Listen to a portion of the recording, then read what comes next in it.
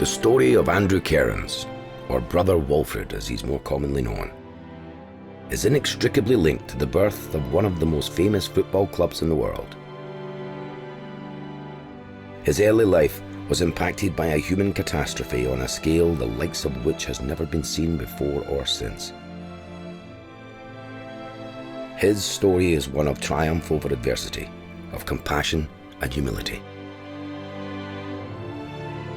And his legacy is remarkable, both in terms of the club he started and in his care of the poor, the hungry and the downtrodden in Glasgow and London. Inspired by a new portrait by Peter Howson, this is the story of Andrew Cairns, Brother Walfrid, the founder.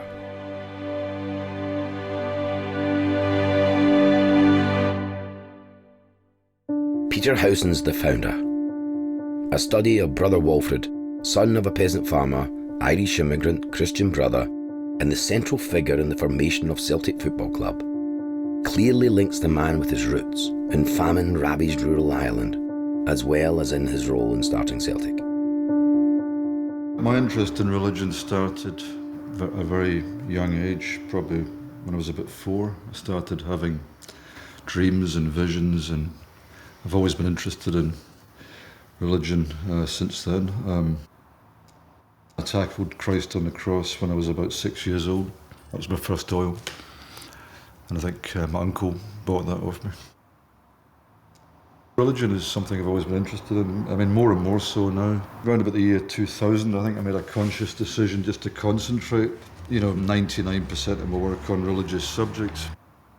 People aren't generally interested in religion in different periods of our history, but strangely enough, they are more so now than ever before.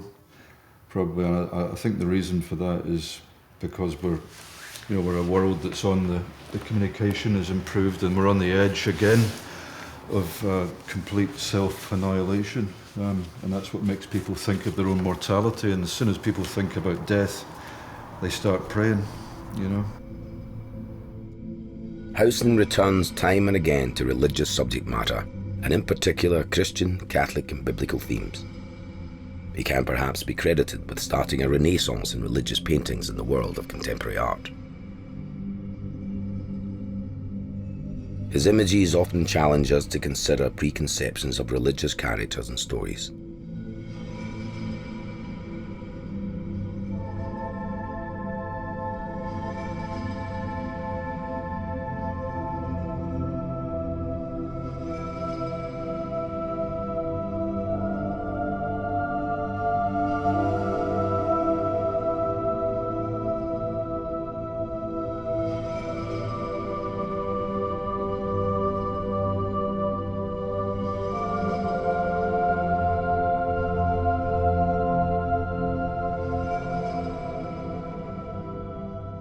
I made a decision about the year 2001 to concentrate on religious art. People without art or without culture or without poetry are living in a state of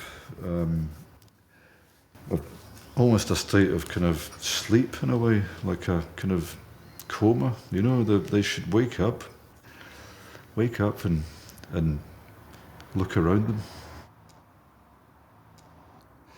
Obviously, a few years ago, I was asked to do Brother Walfrid, and I didn't know anything about Brother Walfrid before this. I didn't even know they'd started Celtic Football Club. I'm an A United supporter, but yeah, I mean, once I got into the idea of the man, I mean, there are very few images of Brother Walfrid, which is probably more helpful to me, not knowing exactly what he looked like, so it really was my vision of the man. I mean, it does look like him to me. It looks more like him than I could ever imagine. And then I found out a bit more about him and what an incredible character he was. Peter Howson's painting of Walfrid is particularly notable in that the subject is not widely known outside of the world of Celtic Football Club. But the man who would go on to form a future football superpower was motivated entirely by his charitable endeavours, and specifically in feeding the hungry. Brother Walfrid is to be released as a signed limited edition print, meaning his image can be shared throughout the world. I want as many people to have my work as possible, you know, so if it changes one person, then it's my reputation as an artist or the market doesn't mean anything to me, really. So it's just, if I can help people, that's all I want to do. Andrew Cairns was born on the 18th of May, 1840, near Ballymote in County Sligo, Western Ireland. The town is centred in a largely farming community and would have been particularly badly affected when famine struck in 1845. Those years when he lived around Ballymote were traumatic years for him and his family. Undoubtedly, he lost family members, close or not so close. Doesn't really matter because everybody lost people during the famine. There was a huge depopulation in Ireland.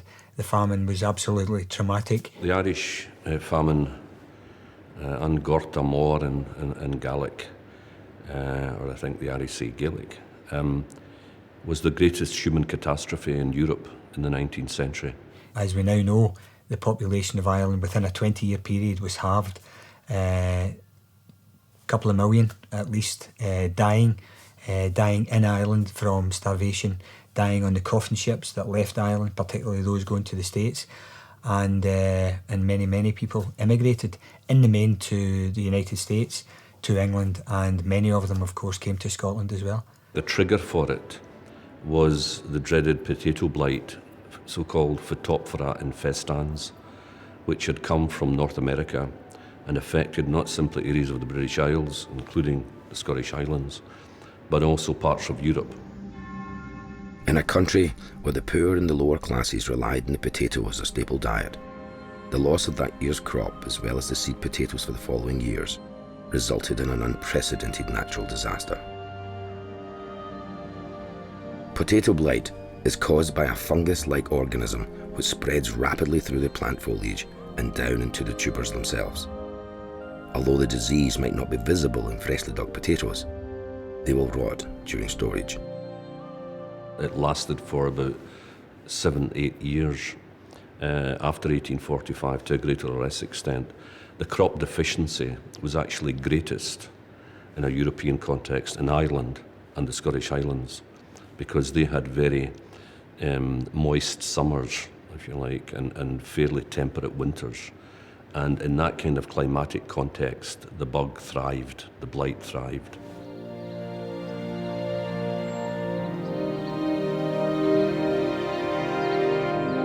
In that fateful year of 1845, tenant farmers throughout Ireland dug their crops as usual. In many cases, they were unaware of any problems.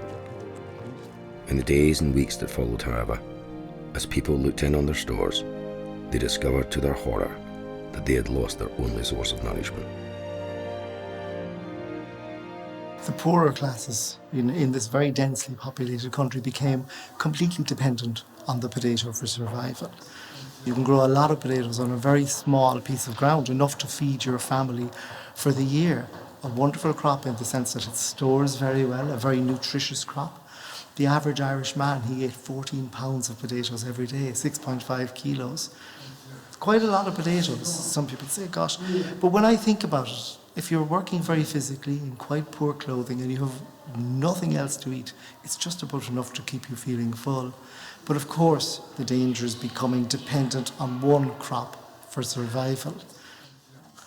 You lose your food for that year, but you also lose your seed potato for the next year. So there's that kind of knock-on effect of potato blight. There was probably something of the order of about 3 million people in Ireland out of a population size of 8 million who were overwhelmingly dependent on the potato. And therefore, when it failed, often they had nothing to fall back on. Why didn't people eat fish? Why didn't they eat something else? And it's a very good question. But I suppose the reality, when you look at it, people were living in rented houses, rented plots of land, small plots of land. They had to pay rent. Some landlords didn't come and collect their rent. Some people lowered their rent. But the majority of them wanted the rent, or you and your family were out of the house. Milk, butter, meat, produce, any of that was sold to raise the money to pay the rent. They grew potatoes to feed themselves and their animals. What one has got to remember that there were deeper causes. Essentially, Ireland had not had an industrial revolution which could have mopped up the increasing population. The population of Ireland continued to increase right from the mid-18th century to the eve of the famine. So although the catalyst was what you might call biological, namely the failure of the crop, the underlying causes were social and economic. And it's interesting if you compare the situation in Ireland with the situation in the Scottish Highlands. There about 300,000 people were at risk, rather than say 3 to 4 million. And the crisis was contained. There was shiploads of food being exported out of this country. The food was there, but it was not available to those who needed it the most at that time, the poorer working class people. Howson's Walfrid doesn't shy away from portraying the horrific and frightening face of famine. His cast of characters, often appearing in other paintings, take on the roles of the starving men, women and children who suffered disease and death as a result of the failure of the potato crop. The idea of famine, poverty, I mean, these subjects have always interested me. I've always kind of hung about with people that are on the edge, and in the kind of, I've been in war zones before. I've been around people in dire poverty. The Irish famine is very painful episode in our history. Some of them look a bit grotesque, but then it's kind of that's what I do, and it's.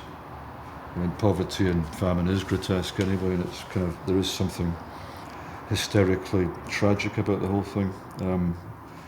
The death of children, the death of people through something that could actually have been avoided if people had helped, and no one was there to help, and a lot of people died.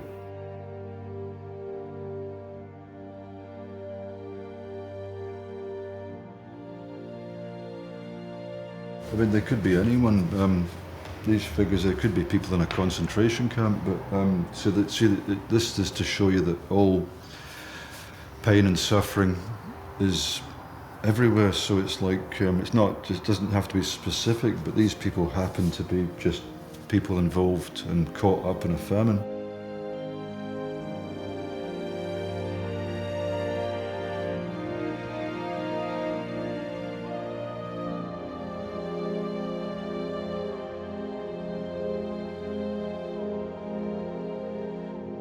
They are alive to me, you know. I feel like I know them, you know, and I feel for them as well, you know. It's a pain that comes off them, but the strange thing about the grotesque side of it is that that's what I'm interested in, you know. It's what, throughout the history of art, I mean, Bruegel and Goya and Bosch and all these people were interested in grotesque imagery, you know. That's what they specialised in, because it goes into the soul of people, you know. They go deeply into the soul of people, and you'll find, I mean, there's nothing ugly in my world anyway. I don't see anything ugly. The only ugly stuff for me is spiritual ugliness. There's nothing that's not beautiful for me, you know, apart from what's inside someone. That's the ugly side of it. Although having said that, there's a lot of love comes out as well, because there's not one single person that ever lived that doesn't have one virtue.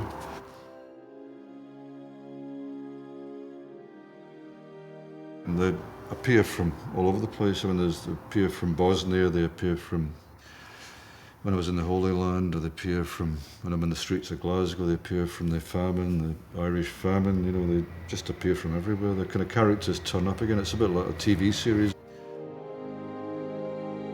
I actually don't like the word potato, so I'm not going to include that when I say that. I think it just should be called the Irish famine. I don't believe in calling it anything else apart from that. It was a famine. The thing is, when they have famines all over the world, and people don't realise that we had a famine, you know, in this country, this area, you know, and it's people don't really realise. I don't think a lot of people really still know much about it, of exactly what happened, and the whole politics of it, and the fact that people were just left to starve. Ireland was regarded almost as an inferior colony, and also it was overwhelmingly Papist, overwhelmingly Catholic. So there was, if you like, religious and racial barriers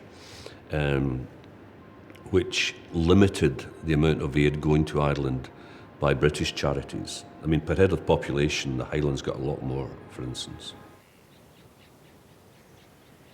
We're here in Strokestown Park in the Irish National Famine Museum. The Famine Museum is situated here in what were the old farm buildings and stable buildings of Strokestown House, the big house. Strokestown House was home to the Mahon families from the mid-1600s right up until the early 1980s. A local businessman, Jim Cowrie, purchased the property, and shortly after that he discovered boxes of mildew decaying papers, the estate archive. It's recognised now as the largest famine archive in existence in the world today, and the Famine Museum here is based around that archive, telling the story of the Great Irish Famine while drawing comparisons with contemporary world hunger issues. When you think the family here had about 30,000 acres, there was almost this cut-off, an alien division. There was the poorer classes outside of the estate wall, and then within the estate there was the luxury or the comfort. But I suppose we also have to look at it in another way. These tenants were paying rent, and all of a sudden there was no rent coming in. So the big houses began to suffer as well, in a sense, economically. They were starting to look, the money wasn't coming in. They had to start sorting this problem out and start moving people or trying to get in rent in some way from the land or bring in money from the land. The story of Major Dennis Mahon of Strokestown Park in County Roscommon crystallises the gulf between the impoverished tenant farmers and the landed gentry. Civil unrest was on the increase, and in an impassioned letter to Mahon, now known as the Cloonahee Petition, the oppressed men of the area pleaded with him to help them in any way he could. We have one document here in the Famine Museum. It's a petition written by the tenants in a small townland called Cloonahee. They were writing to Dennis Mahon, the landlord, asking for help for famine relief work. A famine relief scheme had started in the area. However, because it became overcrowded, they decided to close it down and start sending people away. And these people were writing that the scheme would start again. And what was very, very unusual in this document, there was almost a threat. Well, there was a threat, a slight threat, in the sense they say, we are not for turning against the laws of the land or God unless pressed to by hunger.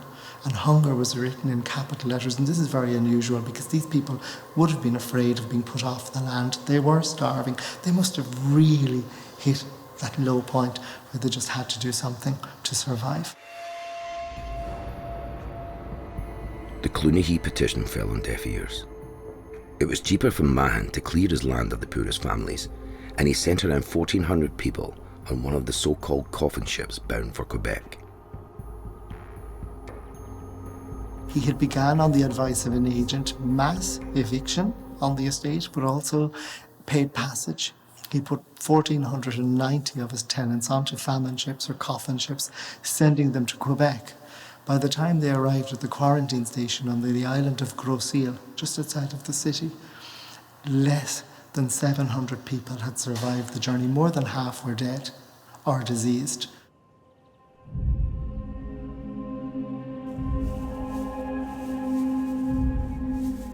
On the 2nd of November 1847, Dennis Mahon was returning home after attending a meeting of the Strokestown Relief Committee, during which he had queried the list of those entitled to relief. In the grounds outside his estate, a marksman shot Mahon in the chest, killing him instantly. The assassination sent shockwaves throughout Ireland and Westminster.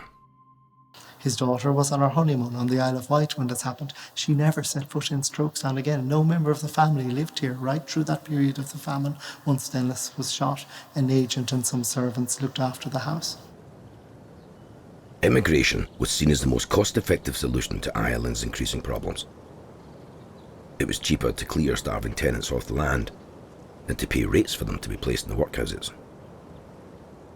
Due to the mass population around and the pressure for land before the famine, there was a constant stream of immigration, people leaving Ireland and turning up in cities all over Britain and all over the world.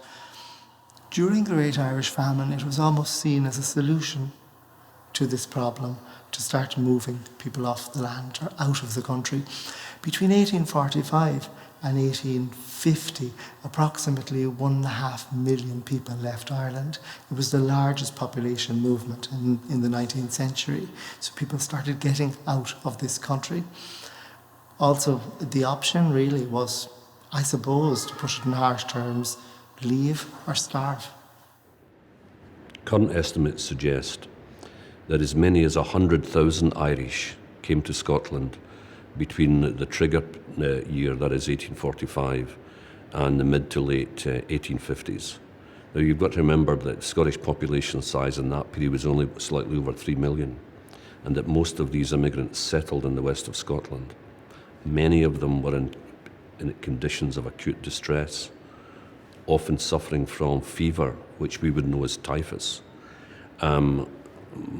My suggestion is it was the equivalent, year after year, of building a new town in Scotland of 18,000 people. Now you can imagine the effect that was going to have on a society which had quite a jaundiced view of the Irish and was also emphatically and firmly Protestant. Even today, a migration of that nature would send shockwaves throughout society. One recalls, for instance, the small number of asylum seekers who were settled in Glasgow a few years ago, and the enmity, the hostility that caused. One of the aspects of the whole process was high levels of concentration in certain parts of Scotland. And that migration was really centred on parts of Glasgow, the Salt Market area, the High Street area, etc. Because you see, there were two reasons for this. One was what we call chain migration. That is, they may already have had kindred in those areas. And secondly, by the so-called process of making down, that is, reducing the size even of rooms in the tenement buildings. The cost of gaining at least some access to accommodation, and it was very, very minimal. It was lower than in other places. So you tended to find Glasgow was a hot spot, and the East End of Glasgow in particular. I think when people leave their own country in some sort of desperation, it quite often is a leap into the unknown. Obviously, with so many people leaving Ireland, there was what was subsequently referred to as chain migration, when people were leaving the same area and they would send back information that, you know, you could get a job in the mines here, you could get a job in a shipbuilding here or wherever. But I think at that time things were pretty desperate and people just upped and went. So in terms of making contacts, you know, I think there was a lot of things happened amongst all those families at the time. Communities were split up, families were split up. You took the first accommodation, the first lodgings you could get. Many of them didn't actually get accommodation. So I think it was a very disjointed process.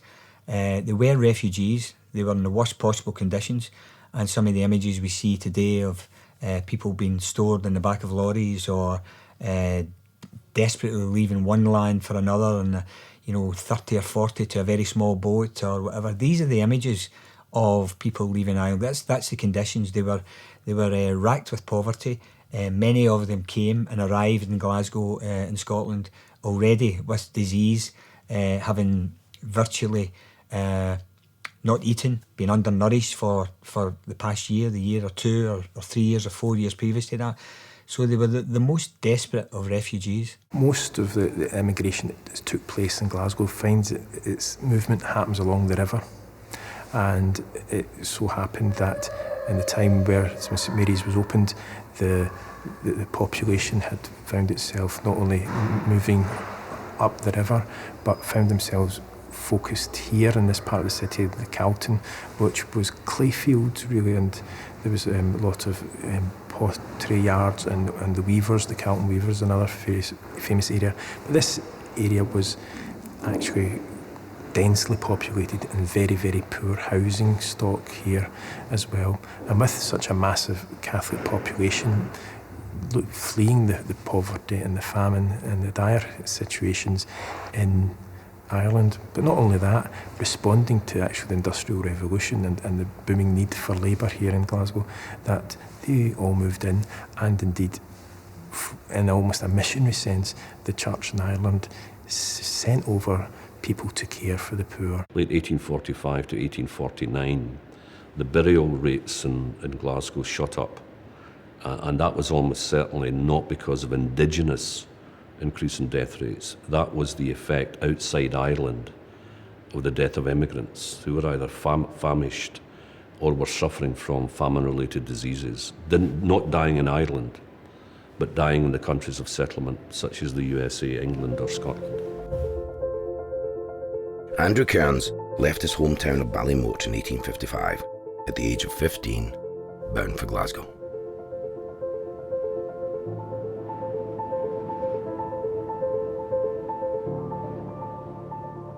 As far as we are aware, Andrew left Sligo port on a coal boat and came to Glasgow.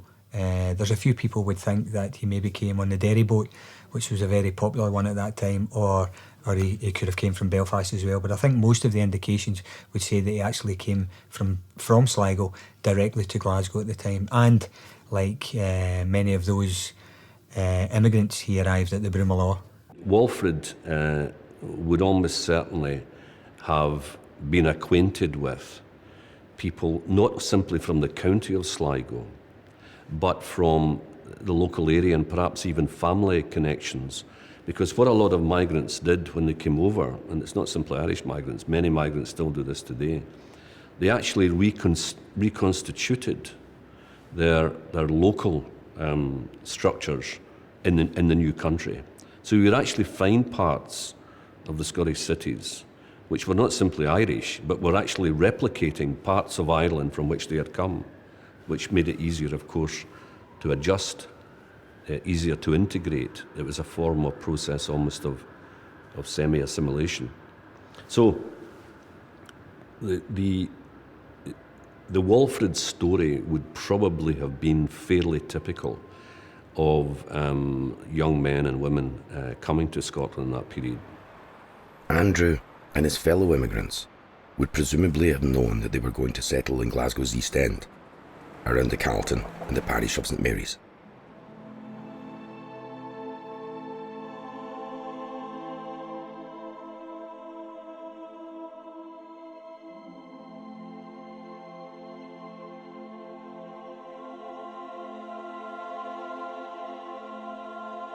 St Mary's finds itself in an area known as the Carlton, and the is the very important part of the name. The building itself, interesting enough, is the only church on this site. Many churches start off with a small wooden hut or something like that, but the church itself was built in 1842 by a priest who came from Banffshire, my father Peter Forbes, and he responded to the very much exploding Catholic population of the city, and he went over to Ireland and collected for an extensive period of time, raising funds to build St Mary's. St Mary's architecturally is probably quite different from most Catholic churches, and I have no doubt at the time when it was built that was a deliberate choice. It's built in a kind of classical style, and curiously, when the church was being built, it was built under an entertainment's licence and not built as a place of worship.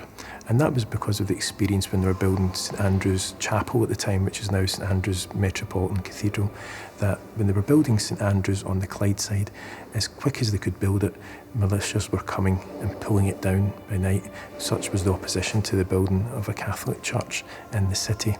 And therefore, St Mary's was built almost stealthily as under an entertainment's licence and seemed to attract less attention.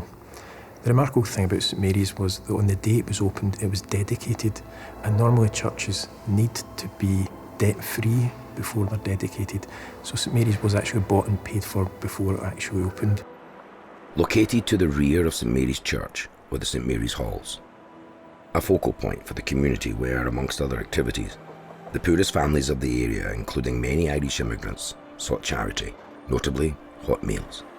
St Mary's Halls, as far as I recollect from my childhood, because sadly the halls, half of them don't exist, they were demolished, and what remains there is now assigned for another use.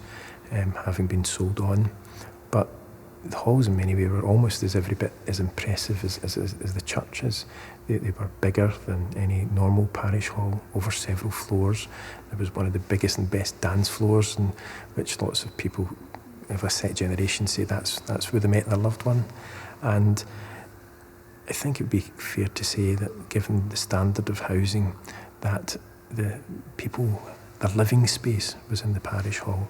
It was where they met, it's where they gathered, and it's also where, initially, where their children and families were fed. The Maris brothers had played a key role in establishing solid educational and charitable institutions around St Mary's and other parts of Glasgow. And a young and idealistic Andrew was drawn to their way of life. In 1864, at the age of 24, he sought admission to their novitiate in France, where he was to take his vows. The Maris brothers were founded by Blessed Marcelin Champagnac back in the roughly mid-19th century. And obviously it was with a particular focus on promoting Catholic values in education, which had been under, obviously, almost had disappeared. Remember, this is France, so it almost disappeared during revolutionary times. The atheistic values, etc. So they were having to do a lot of clawback to get Catholic education firmly set on its way again. The Marists spread their operations right across the world. We're talking about Australia, the Far East, Europe has a number of Marist schools still functioning very effectively. I suppose if we're speaking about Scotland, again, we're talking about an immigrant Catholic community which felt itself under threat in so many ways. And one of the things that was going to help assimilation within the Scottish community was the promotion of education, and the Marists played an extremely important part in all of this. Andrew returned to the parish of St Mary's in 1868. His brother Walfrid. Walfrid's first post, of course, was in St Mary's in Carlton, the parish that Celtic was founded in, and he taught in that school connected to the parish for a few years before moving to not too far away, just a couple of miles away, to the Sacred Heart parish in the Bridgeton area of the city, where quite a few Irish had also settled down in. One of the problems about the Irish immigrant community was its profound poverty. And it was in a society which put a very, very high value on literacy and education. And very quickly, particularly the Church, the Roman Catholic Church, put a lot of effort into gathering funds to enable the development of schools. Right through up until the Scottish Education Act of 1872, which made attendance at Scottish schools compulsory, there was a blossoming, if you like, was a flourishing of the Catholic sector. And they wanted it to be the Catholic sector because they were afraid of Protestant proselytization if the young of the Catholic community were sent into, if you like, the public schools in Scotland. So that meant that they required teachers, and these were in very short supply. So an important source of the new teaching cadre, if you like, of the new teaching profession, which grew up from the mid-19th century, at least in Catholic communities, were religious orders. And the Marists were probably, in terms of number, among the most significant. So Brother Walfrid, if you like, was a manifestation, a representation of a much bigger trend, whereby you could give yourself to God, as it were, as a member of a religious order, but at the same time have a socially useful function as a teacher. Houston's interpretation of Brother Walfrid captures a sense of compassion. It also places him at the centre of a famine scene and highlights perhaps the greatest motivation for his lifelong devotion to helping the needy. What I liked about the image of Brother Walfrid that I wanted to do was to create this beautiful face, and he had a lovely face, and the actual austerity of the robes he's wearing is beautiful, and the cross. And the fact I wanted to put a crucifixion in it as well.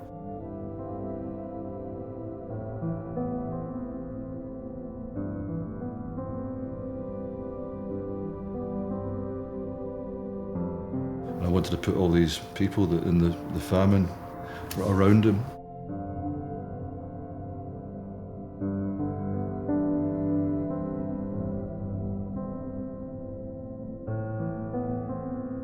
What I wanted to convey was the compassion of Brother Walfrid.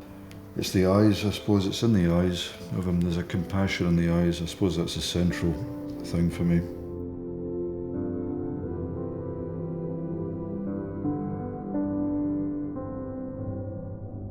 To tell the truth, I didn't research it that much. I suppose I never do. I just know. Sometimes if you over-research something, you just end up with something that doesn't work. You know, it happens in a lot of the arts, is that you prepare too much, it doesn't work. You know, something's better just coming straight out. So I'm sure there were lots of brilliant characters around Brother Walfrid. You know, that can't just have been him. He must have had people around him that were helping him, inspiring him.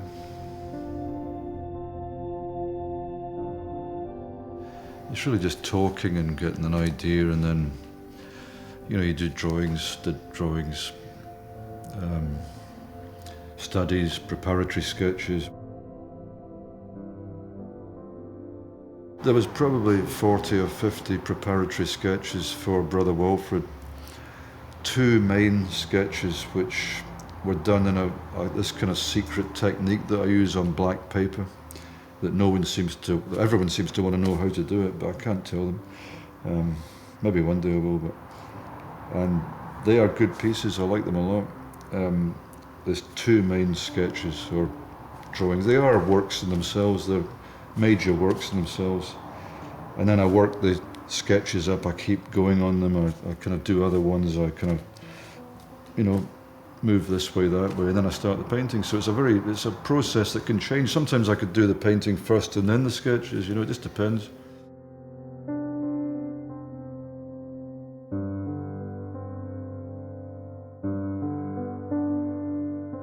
He's acknowledged as the founder, or if not one, the most high-profile founder of what became Glasgow Celtic Football Club, which of course in the period concerned in the 1880s, 1890s, was one of only very many Irish-orientated soccer clubs. But eventually, of course, it became known as the champion, the sporting champion of the Irish Catholic immigrant class. So in a sense, you could say that Walfrid became acknowledged as the patron saint of that development. Immigrants need identities.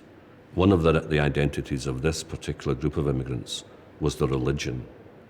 But because when he came over, soccer or football was becoming a mass spectator sport that really was galvanized from the 1870s, 1880s onwards.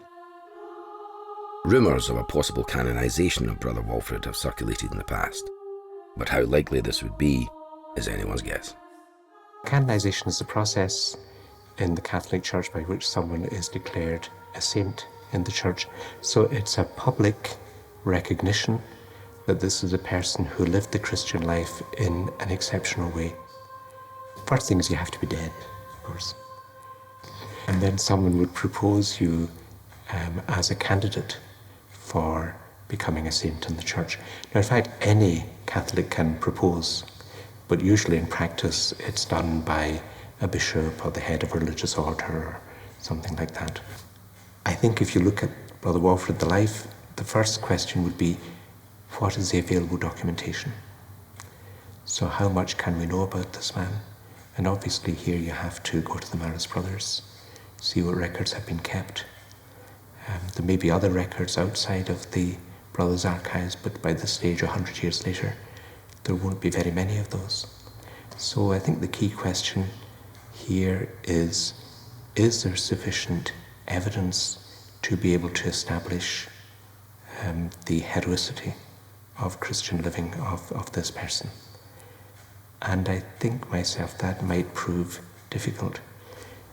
But you know, it's not essential to be canonized for a person to be in heaven. It's not essential to be a saint for a person's life to have affected the lives of many others. And I think the charitable work, the care for the poor, the education of young people, all of these were things that were central to his life. That's very obvious. And maybe for us, it's just as important to see that that legacy continues. That we live in a world where young people receive an education that forms them for life, not just for doing a particular thing, where the poor are reverenced, listened to, and given opportunities in life, and where people are treated as individuals who have value. And I think if he were saying, you know, if we were to ask him, would you like to be a saint, or would you like what you did in life to continue, he would probably go for the latter. I don't think saints actually want to become saints. You know, I don't think it's one thing I probably have difficulty with. I don't know whether any miracles have been attributed to Brother Walfrid. That's what I'm unsure about. I'm sure that's in the rule book of the church that you've got to have at least a miracle. So I don't know whether, well, maybe Celtic's the miracle, you know. Inspired by the successes of other Catholic soccer clubs and seeing an opportunity to replicate this on his own turf, Walfrid set into motion the birth of what was to become Celtic Football Club. Celtic Football Club was founded to help raise charitable funds to provide penny meals for the children of this parish, St Mary's, but also Sacred Heart and St Alphonsus, which was our neighbouring parishes, and therefore I'm sure that it was many complex needs that him and the other Marist brothers were founding. But the fact was, it was as much as someone would set up a pastoral venture today. Little did they know that they were creating a football giant.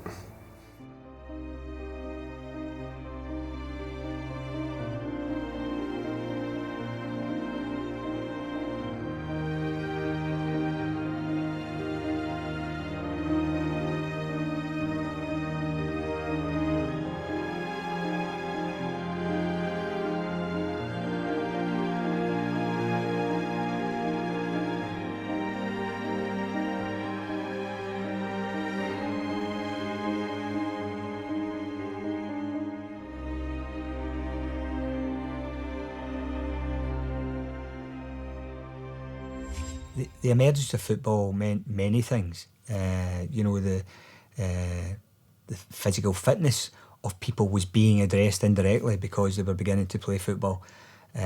People were beginning to get interested. Communities were beginning to come together and develop around football clubs. So it was becoming probably the most popular sport in Britain at the time, certainly amongst the working classes. And Walfrid, keen eye that he had, he saw this, he saw the potential in it, and he saw that in Scotland in particular, crowds were beginning to rise in relation to watching football. Money was there to be made, and there was nothing wrong with that as far as Walfrid was concerned, so long as the money was used for the right purpose. And in conjunction with the St Vincent de Paul Society, which was also founded amongst the Irish community in Scotland in 1846, Walfrid would have worked hand in hand with organisations like the St Vincent de Paul Society, got together with them, and what developed in them was this idea that we can make some money and we can use this money to rescue people, to educate people, to feed people, and to rebuild this community that was profoundly broken. This is a conscious decision, as you can probably see. I did put a lot of green in the painting for Celtic, so that's the reality of it. That's what I wanted to do. Because it makes it feel really, it does make him feel as if, it makes me feel as if this is the man that started Celtic Football Club, which I'm proud about. I'm not even a Celtic supporter, but I do love the idea of how it started, It's always intrigued me as to this man started this incredible worldwide thing, Celtic is worldwide, and this man, this priest, this father started it. It's highly appropriate that the meeting where Celtic was born took place in Brother Walfrid's beloved St Mary's Halls.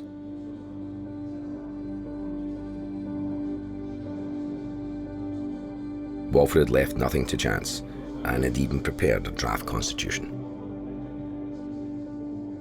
Walfrid wouldn't have been the first person with an eye to starting a football club within the Irish Catholic community in Scotland. There was many clubs.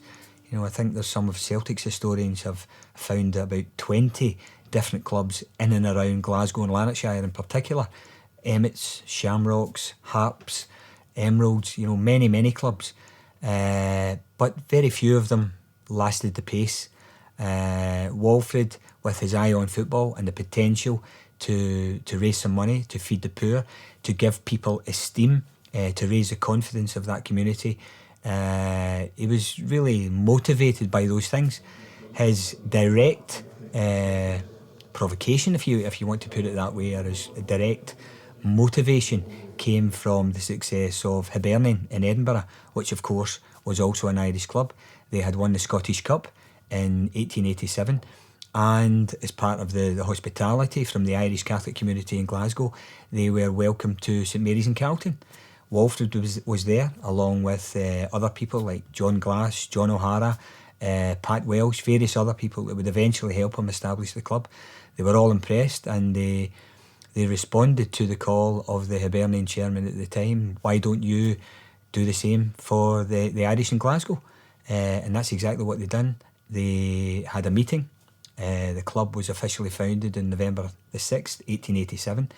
The club was formally launched in January of the following year, and the club played its first game against Rangers in May of 1888. So Walfrid was absolutely central to the foundation of Celtic. It's quite interesting too, when you look at the history of it all, how Hibernian was a very popular name for such Catholic football clubs that were started up by the various religious about Scotland. But he insisted on Celtic, you know, this harking back even more, I suppose, to their sort of combined origins, the Scots and the Irish coming from this common Celtic background. The successes soon mounted up, and in 1892, Celtic beat Queen's Park to win the Scottish Cup. They moved to their new ground that same year. Brother Walfrid's legacy is far-reaching, but perhaps the most visible aspect of this is a prominent addition to the East End skyline. And at the approach to paradise, a fitting tribute to the man who indeed set the ball rolling.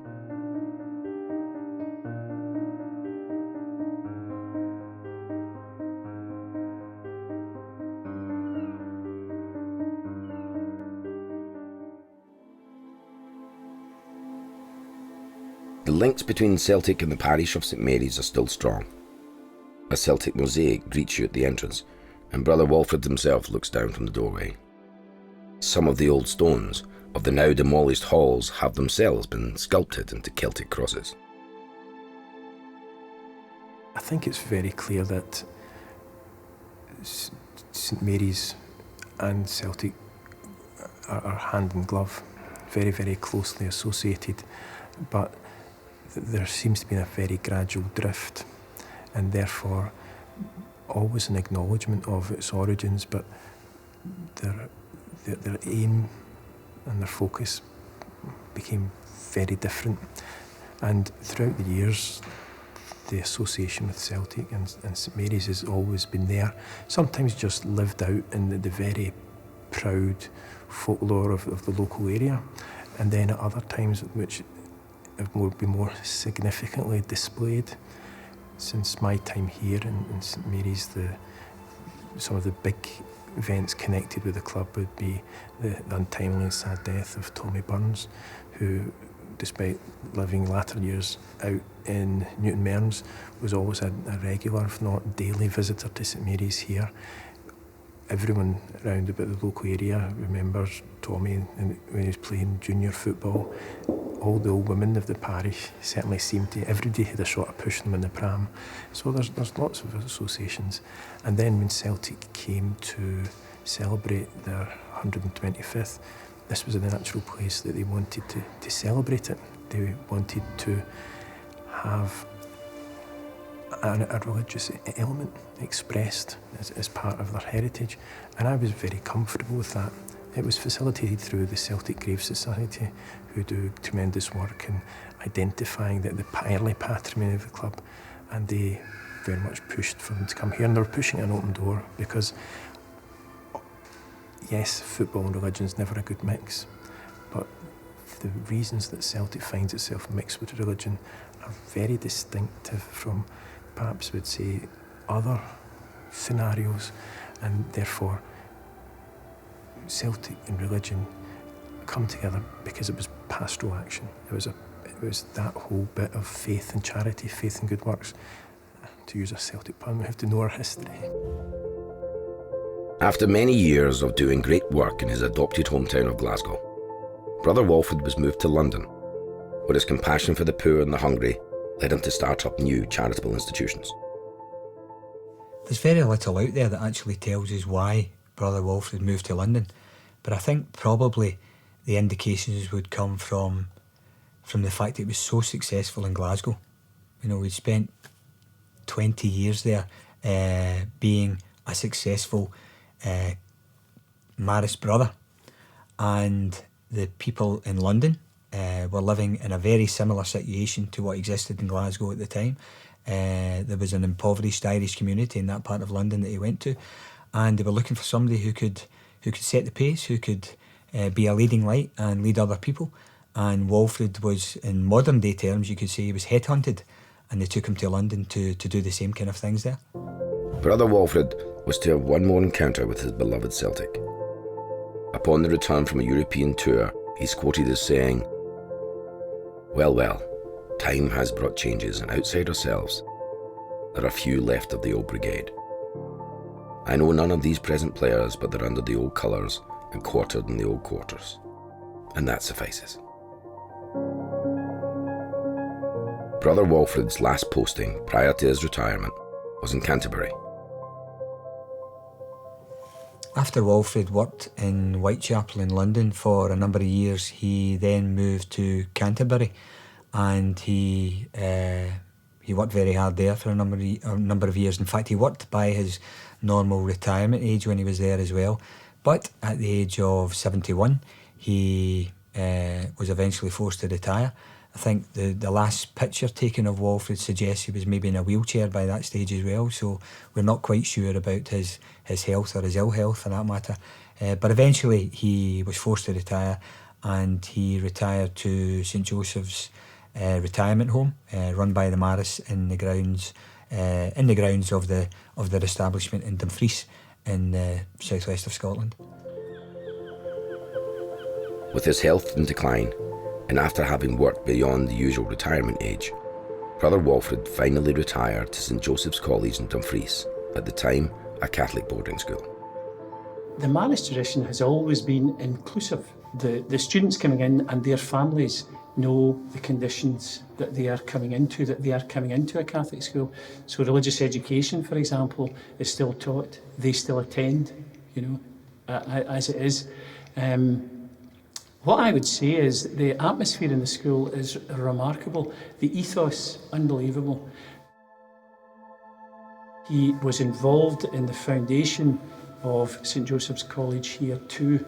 And the school, although he didn't spend particularly much time down here, he was obviously instrumental in starting up the school and establishing the school on firm foundations. We have the main teaching building here.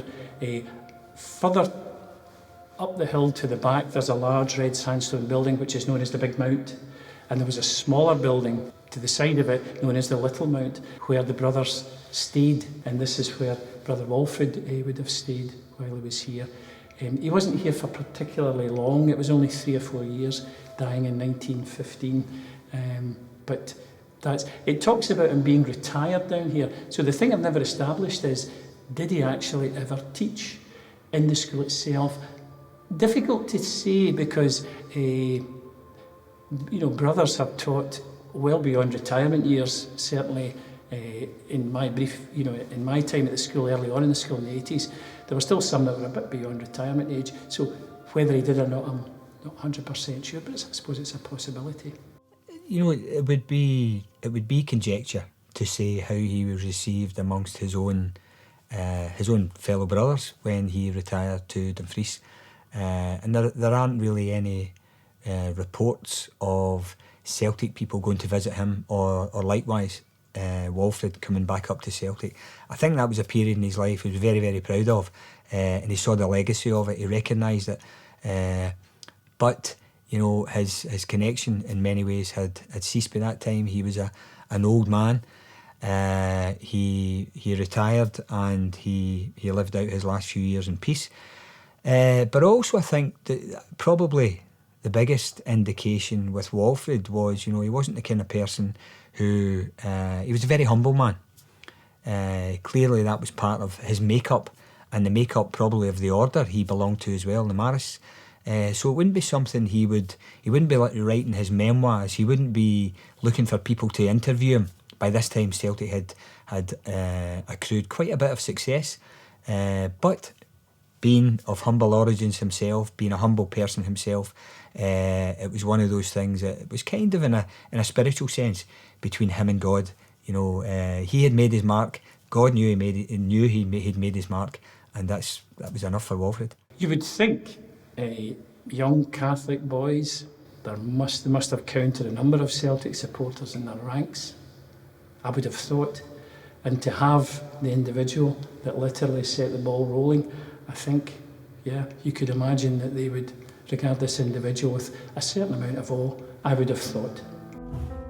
Brother Walfrid lived out his final years at St Joseph's and died on April 17th, 1915. He's buried in the Marist Cemetery at Mount St Michael's in the grounds of St Joseph's. And it's not difficult to spot his grave marker.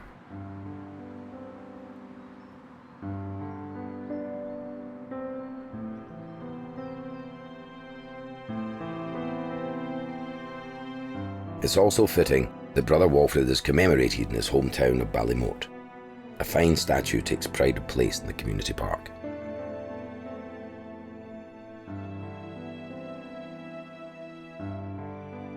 And just outside the town, the Walfrid story perhaps comes full circle.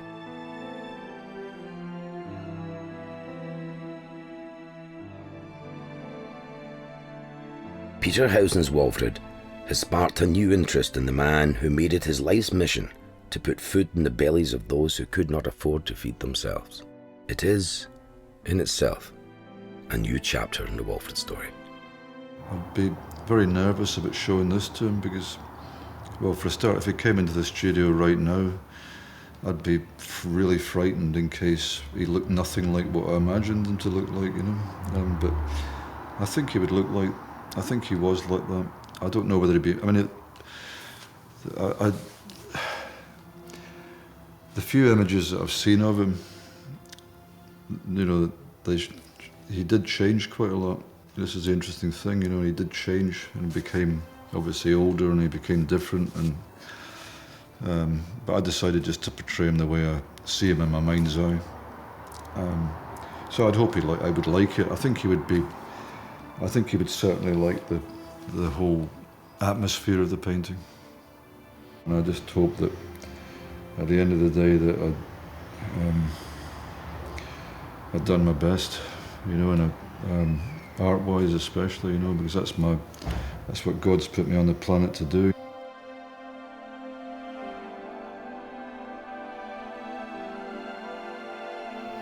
So I think I'd like to be known as a painter and someone that did their best.